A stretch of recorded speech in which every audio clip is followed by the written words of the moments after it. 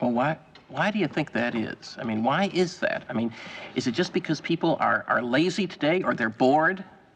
I mean, are we just like bored, spoiled children who've just been lying in the bathtub all day, just playing with their plastic duck, and now they're just thinking, well, what can I do?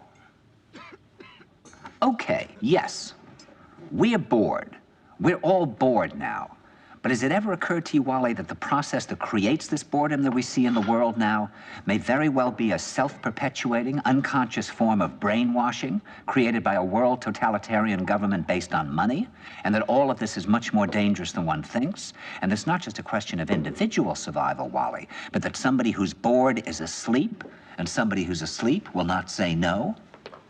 See, I keep meeting these people. I mean, just a few days ago, I met this man whom I greatly admire. He's a Swedish physicist, Gustav Bjornstrand, and he told me that he no longer watches television, he doesn't read newspapers, and he doesn't read magazines. He's completely cut them out of his life because he really does feel that we're living in some kind of Orwellian nightmare now, and that everything that you hear now contributes to turning you into a robot. And when I was at Findhorn, I met this extraordinary English tree expert who had devoted his life to saving trees. Just got back from Washington, lobbying to save the redwoods. He's 84 years old. He always travels with a backpack because he never knows where he's going to be tomorrow.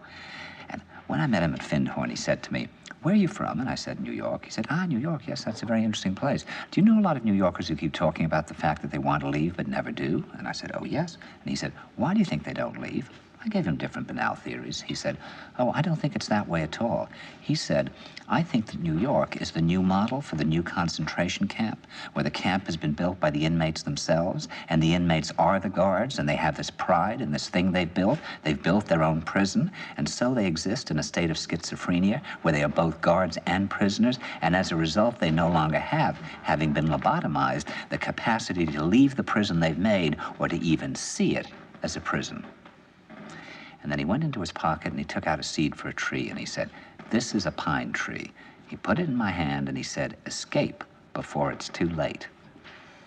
See, actually for 2 or 3 years now, Chiquita and I have had this very unpleasant feeling that we really should get out. And we really feel like Jews in Germany in the late 30s. Get out of here. Of course, the problem is where to go, because it seems quite obvious that the whole world is going in the same direction.